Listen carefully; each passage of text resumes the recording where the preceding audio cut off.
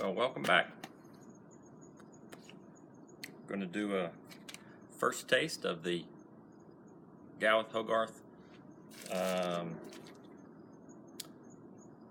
Brown Flake Unscented. This is a Virginia Burley blend, and it's supposed to have some dark fired in it also.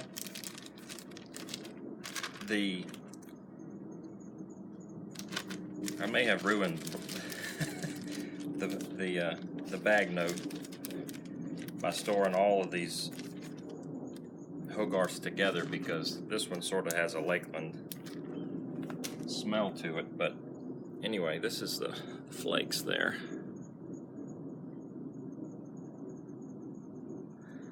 You can see it's relatively thick there, but thin on this side. So these take, I'm going to say, a fair amount of drying out to get to probably the right moisture level. But if the Bosun Cut plug's any indication, this is going to be a hard one to smoke also. With the Bosun, I've been having a hard time actually getting through the bowl without it going out on me, and about halfway through it just continues to need constant relights with the Bosun Cut.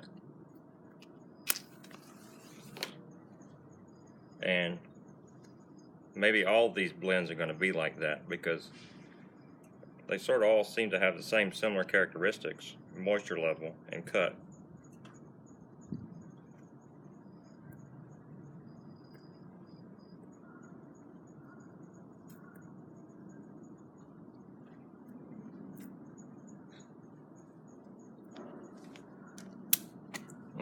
I don't have a tamper.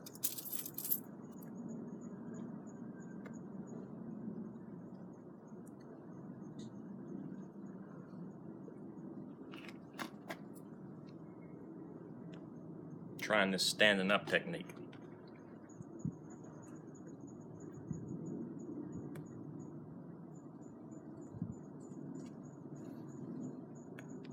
It's the inaugural meerschaum bowl. I did try to clean the stem up, and no luck. I think it's pretty well stained.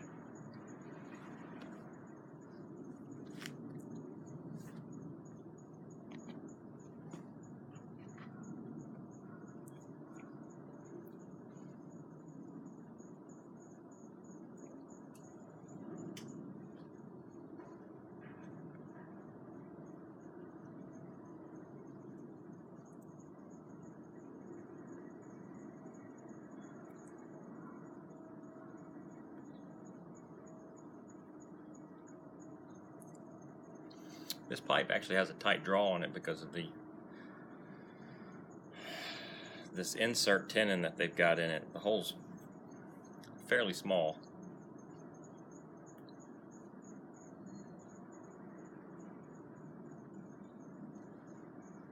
So I think it's going to take some getting used to packing this bowl.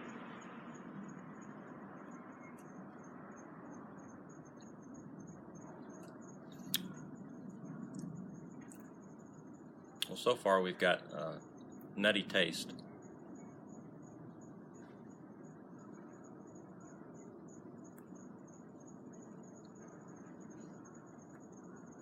Little sweetness.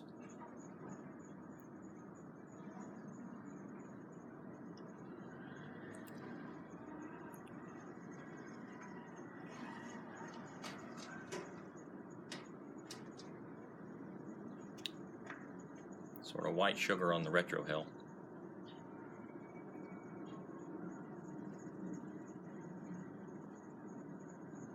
Really having to puff on this thing.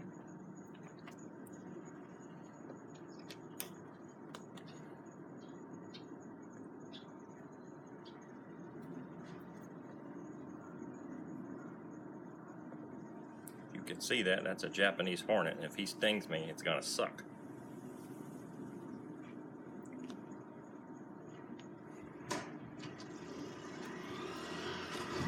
so far, come on, go away. So far, this is actually a pretty sweet blend, flavor-wise.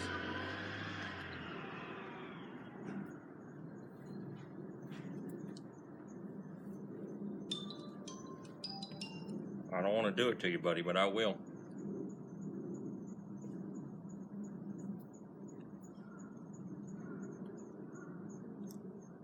Forgot to start my timer.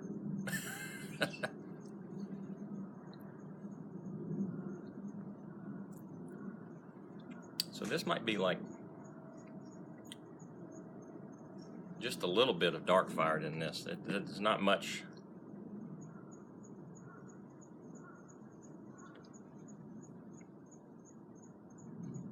In the way of smoky barbecue. If I try to remove mentally that essence that I think all these blends are going to be affected with now, because I've stored them all together in the same bag. I haven't gotten around to, or haven't made the time to get around to jarring them up separately, so I may have kind of screwed with them a little bit. But if I try to remove that from my mind, it sort of has just a slight sweet vinegary barbecue note, maybe barbecue chicken versus ribs or anything.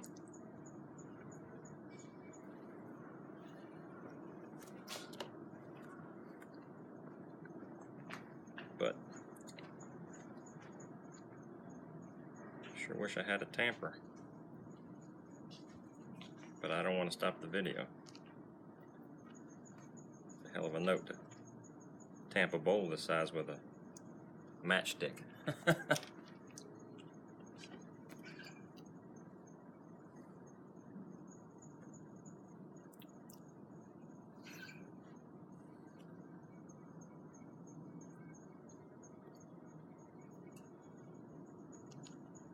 don't know, maybe this is kind of plain, but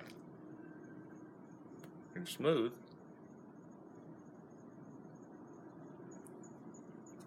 I can't feel any, I mean, I'm really drawing on it. I can't really feel any bite coming in.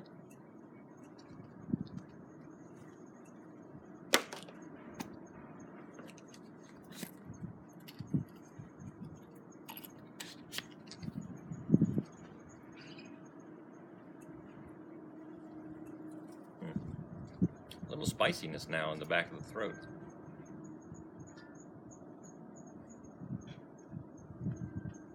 Well, the roof of my mouth in the back. Some spiciness coming in.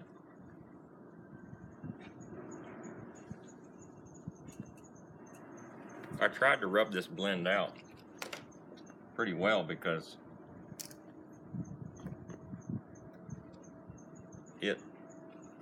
I don't know if you picked it up in the video there, but the flake isn't sort of, well, it's not uniformly blended before being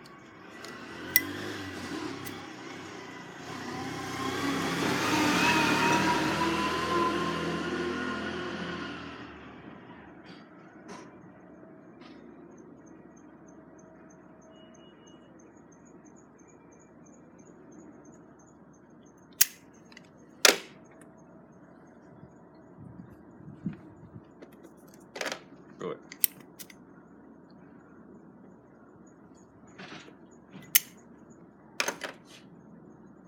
Before being pressed. Nothing like a little bit of lighter fluid to get you going.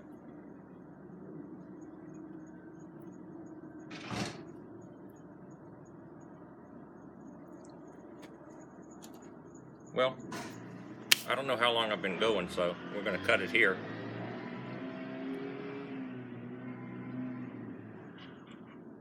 I don't think I like this standing up filming. I don't feel like I'm communicating well. Not that I ever communicate well anyway, but I think it's worse. So that's that. We'll do a Bosun Cut update pretty soon, and then we'll get back to this with an update later, maybe a couple of weeks.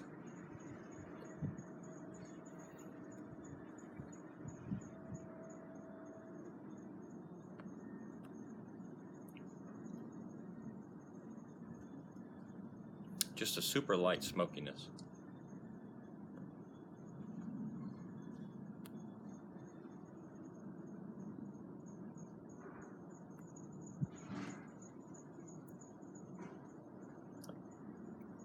Char grilled chicken smoky. Ooh, hot.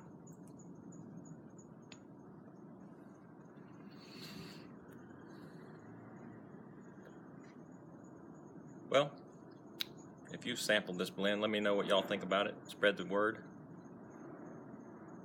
Later.